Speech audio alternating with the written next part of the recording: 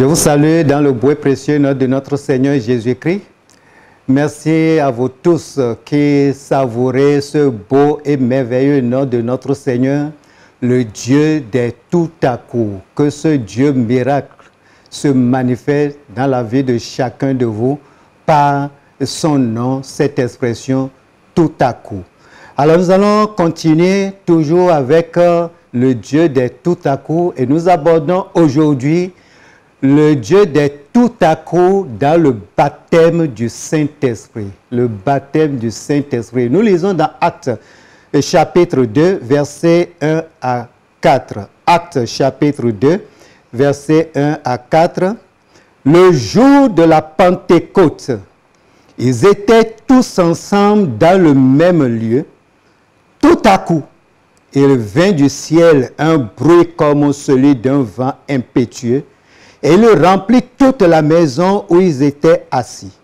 Des langues semblables à des langues de feu leur apparurent, séparées les unes des autres et se posaient sur chacun d'eux. Et ils furent tous remplis du Saint-Esprit et se mirent à parler en d'autres langues, selon que l'Esprit leur donnait de s'exprimer. Que Dieu bénisse sa parole. Nous avons déjà vu le Dieu des tout à coup intervenir dans le salut des hommes par tout à coup. Nous l'avons aussi vu intervenir dans le baptême d'eau par tout à coup. Mais nous allons le voir dans le baptême du Saint-Esprit par tout à coup. Ici, il s'agit des premiers disciples de Jésus-Christ, ceux qu'il a formés, ceux qu'il a enseignés, qu'il leur a dit d'attendre ce que le Maître a promis. Et ils attendaient ce qui est promis, c'est-à-dire le baptême du Saint-Esprit. Ils ont prié dans la chambre haute. Ils espéraient. Les jours passaient. Premier jour, deuxième jour, troisième jour. Ils priaient encore, ils persévéraient. Mais jusqu'à quand ce Dieu va se manifester? Est-ce que Jésus qui est monté au ciel n'est pas encore arrivé à destination? Qu'est-ce qui se passe? Cinquième jour, sixième jour, ils évoluaient.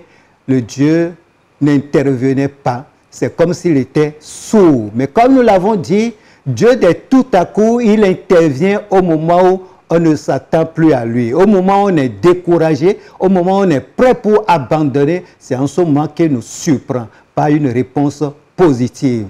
Alors, ils attendaient dans la chambre haute. Ils persévéraient dans la prière, ils se sanctifiaient. Et la Bible dit, à partir du verset 2, pendant qu'ils étaient ensemble dans le même lieu, tout à coup, ça a changé, le tableau a changé. Ils ont entendu un vent impétueux qui a commencé par souffler et d'un coup, alors des langues semblables à des langues de feu se sont posés sur chacun d'eux. C'est là où ils ont commencé par parler une langue jamais apprise.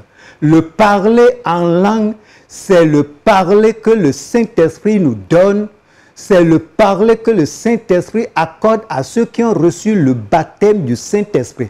Et c'est différent du Saint-Esprit que nous recevons quand nous sommes convertis. Celui qui est converti, il reçoit l'Esprit de Dieu. Mais dans la prière, il y a un baptême du Saint-Esprit. Quand la personne reçoit le baptême du Saint-Esprit, alors ça change son langage. Il parle dans une langue qu'il n'a jamais apprise. Alors ceux qui inventent des langues pour dire qu'ils sont en train de parler en langue ou parler par le Saint-Esprit, ça ce n'est pas le parler en langue. Le vrai parler en langue, c'est ce parler que le Saint-Esprit nous communique d'un seul coup et on commence par parler. Alors c'est ça qui s'est manifesté ici dans la chambre haute et ils ont parlé en d'autres langues. Le Seigneur désire nous baptiser du Saint-Esprit. Après notre salut, après notre baptême d'eau, il désire nous baptiser du Saint-Esprit. Certains même sont baptisés dans le Saint-Esprit avant le baptême d'eau.